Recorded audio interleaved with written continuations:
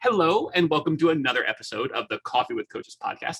I'm your host, once again, Kevin, and today I have with me Debby Stone. Debby is a speaker and executive coach and the author of The Art of Self-Promotion, Tell Your Story, Transform Your Career. She founded Novateur Partners, an executive coaching and leadership development company, back in 2002.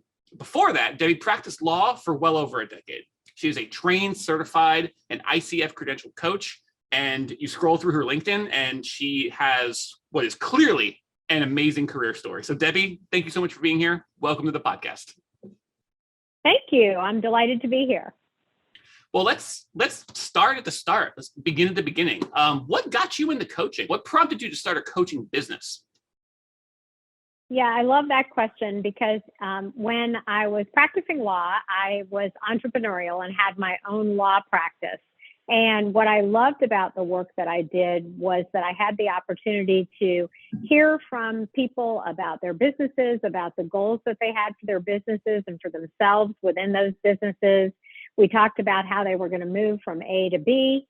And the part that I didn't love about being a practicing lawyer was the part where I had to actually do their corporate legal documentation, either reviewing or drafting documents. And when I first learned about coaching, which was in the late 90s, early 2000s, I realized that I could take everything that I knew about being an entrepreneur and everything that I knew about business from my law practice and my previous work as a consultant and jettison the part of practicing law that I didn't like, but really have this be something that would match up with my skills, experience, and interests so I could help people reach their goals more quickly. I love it. I mean, essentially, it sounds like you were in the hunt on the journey to finding that perfect fit. And then you found it in coaching, something that allowed you to express and refine and share your most powerful gifts that give you the most joy and help the most people in a way that just maximizes every aspect of that experience. I mean, I paint a pretty rosy picture, but it sounds almost ideal. It was a pretty awesome moment when I realized, hey, there's this thing called coaching. It's out there and I could transition into that and have it be a much, much better, if not perfect fit. And as you can imagine, now we're 20 years down the road. It's obviously a good fit. I'm still in the profession and I love it. I'd say so. I think 20 years speaks pretty loudly for itself, doesn't it? Well, let's talk about the nitty gritty of your coaching practice.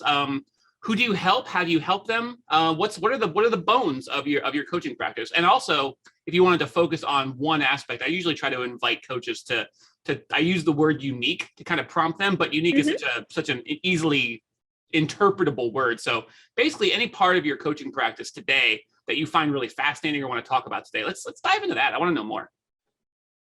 Absolutely. So one of the things that I do think is fairly unique about the work that we do is that we focus on working with lawyers and people who work in and around the practice of law. So while certainly we work with entrepreneurs and people who are in the corporate world as well, the core of our coaching is related to lawyers and those in law.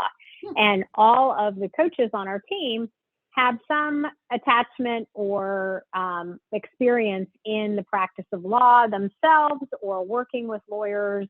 And so it gives us the ability to understand the environment that lawyers work in. Obviously, for me, as a former practicing lawyer, that's one of the areas that I naturally gravitated toward, but also that clients who are looking for a coach, if they are lawyers, that's something that draws them to us and to our company. It's so important to, I mean, I know everybody says it when they're talking about building a business, but to find your niche, so to speak, that seems like I feel like every corner I go around, people are saying that, but it's true. It's really important, not just for the well-being of your business and your own passions, but also it's really important to find the people that you can help the most and connect the most with and just really drill down on them. I mean, that's something that I know I've learned in life in a lot of different realms is that you don't have to try to help everyone in the same way all the time. In fact, that could be a distraction. When you find the people that you can connect the most with and do the most for, go after them, serve them, help them. And it seems like life rewards that pursuit quite well. Absolutely. It's a bit of that law of attraction at work. Exactly. So let's see. I'd love to talk about maybe what's coming next. I know obviously we live in a very present moment, but pretty much everybody I talk to has got something cooking. Whether it's, I mean, you've already written a book, which sounds terrific. But what's around the corner? I know we're into 2022, and I know it's now February. Just for those of you listening out there, it's technically February. We made it through the 67 days of January 2022. But what's on the horizon for 2022 for you that you're excited about? So a couple of things. One is with the pandemic hopefully lifting a bit, there is apparently a bit of a return to speaking engagements and workshops that will be face-to-face. So we as a company have continued to facilitate workshops and keynote different events virtually, but we're all pretty excited, myself included, about the opportunity to get into a room with actual 3D people again in 2022. We offer a lot of different workshops and cohort learning programs. And again, doing those virtually, we will absolutely continue to do it. But there is something about being in a space with other people and the chemistry and magic that happens when people can interact with each other in real time, and we get to facilitate that. So that's one thing we're super excited about. We are also really doing something that I think a lot of companies are, which is always refining our web presence, our website, our blog posts, our social media. And that's another thing that's on the horizon for us in 22, as it has been pretty much every year for the last several years, because while most of our business comes from referrals at this point, we do get a number of inquiries from being online, and particularly because we do have this niche in our practice, people find us that way.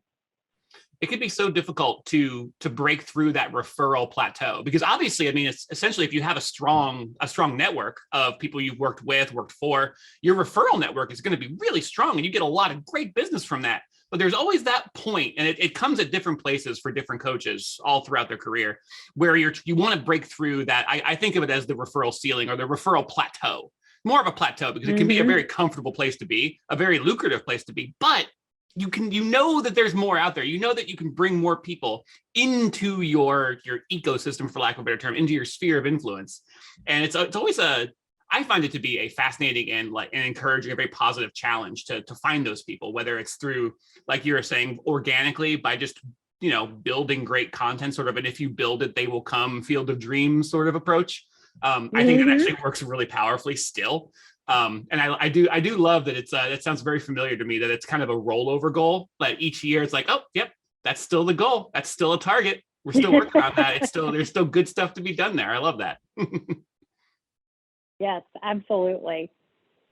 Also, I'm really excited to hear, and I know I've been trying to keep my own expectations for what the world will throw our way as tempered as possible, but I'm very excited to get back to in-person activities, speaking engagements, networking. It's just, and like you were saying, I'm pretty grateful for how much we've advanced in our ability to connect with each other digitally via Zoom, via just all of our various communication channels that we've had to develop skills for, not just the technology, but the skills to use them well.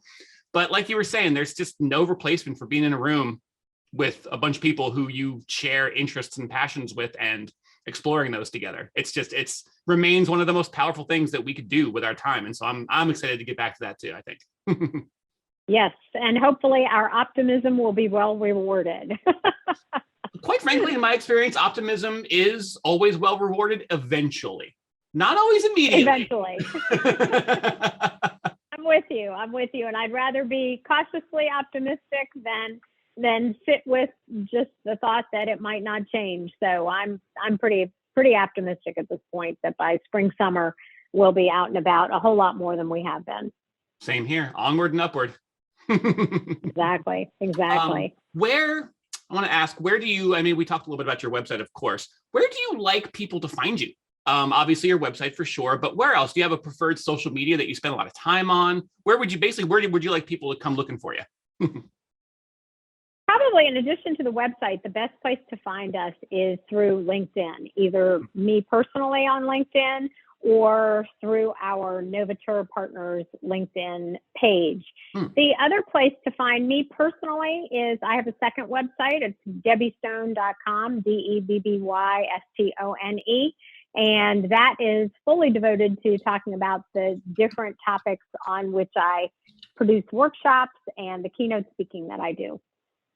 Excellent. All right, debbystone.com and LinkedIn. Always LinkedIn. I find LinkedIn every day. Well, maybe not every day, but as I progress, I find LinkedIn to be more and more valuable. It's just I don't think I gave it its due years and years ago when it was first really starting to take hold. It's such a strong relationship platform. It absolutely is. And people typically will, when they look us up, will find us there and at our novaturepartners.com site.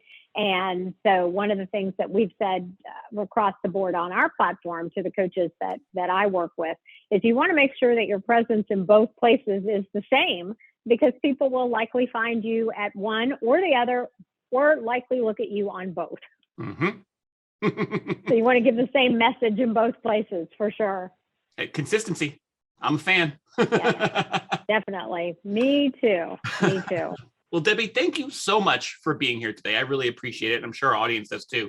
Anything else you want to share before we go?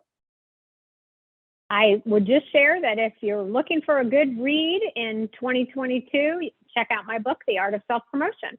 And I very much appreciate the opportunity to be on the podcast. That sounds great. Thank you so much for being here. Thank you all for listening out there. And we will talk to you soon.